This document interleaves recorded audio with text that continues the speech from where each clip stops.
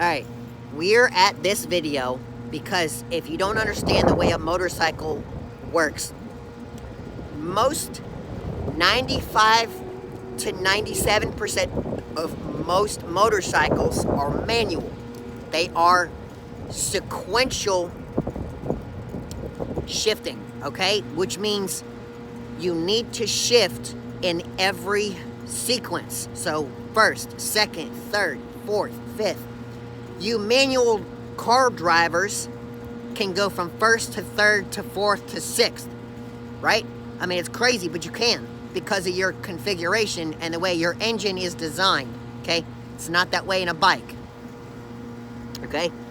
So, in a motorcycle, you have 4, 5, or 6 gears, okay?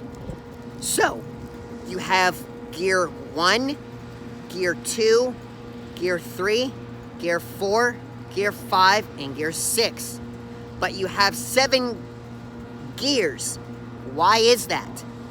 Because I have gear 1, N, gear 2, 3, 4, 5, and sometimes 6. Okay? You guys understand that?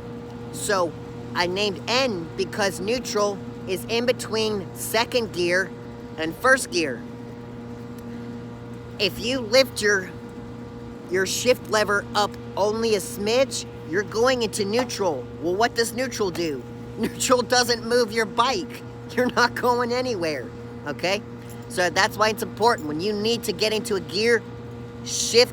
I always tell people, when you shift up like you mean it. Pull it up.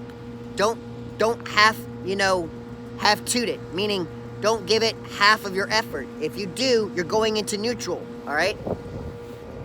So, to do that, you go pull in the clutch, lift up.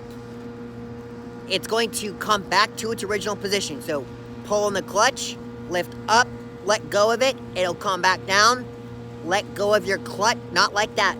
Let go of your clutch, and you're now in second gear, okay?